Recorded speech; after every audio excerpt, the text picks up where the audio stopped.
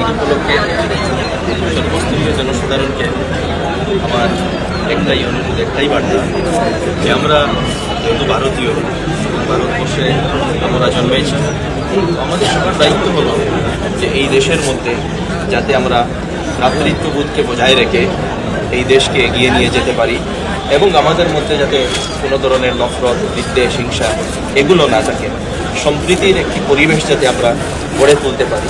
কারণ দেশ তখনই এগোবে যখন দেশের মধ্যে সর্বস্তরীয় মানুষের মধ্যে সম্প্রীতি থাকবে এবং মানুষের মধ্যে যদি বিভেদ থাকে তাহলে আমাদের দেশের শত্রু যারা তারা এই আমাদের বিভেদকে তারা ভুলভাবে কাজে রাখে। তো এই বিভেদ ভুলে এক হয়ে আমাদের সংবিধানের যেটা আদর্শ ইউনিটি, ডাইভার্সিটি এবং আমরা সব এক হয়ে এই দেশকে এগিয়ে নিয়ে যাওয়ার জন্য সবাইকে সচেষ্ট হতে হবে। শিক্ষার ক্ষেত্রে বিশেষ করে আমি যারা ছাত্রছাত্রী বা আমাদের যত মানুষ আছে শিক্ষার ক্ষেত্রে যাতে আমরা সবাই গুরুত্ব আরোপ করি, আমাদের ছেলে মেয়েদেরকে যাতে উপযুক্তভাবে শিক্ষিত করতে পারি।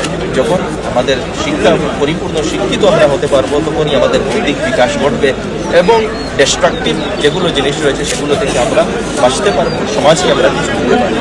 সবশেষে একটি কথাই আমি বলবো যে আমরা বিশেষ করে যুব সমাজ যারা পড়াশোনা করছে তাদের উদ্দেশ্যে একটি কথা বলবো, সৎ আদর্শ হিসেবে হয়ে যাতে যুব সমাজ নিজেকে গড়ে তুলতে পারে এবং সমাজ ও দেশের জন্য যাতে কিছু কন্ট্রিবিউট করে তখন বেশি। আপনার বক্তব্যে একটা কথা তুলে ধরেছিলেন যে প্রকৃত ইসলাম থেকে ইসলাম সরে যাচ্ছে আজকে।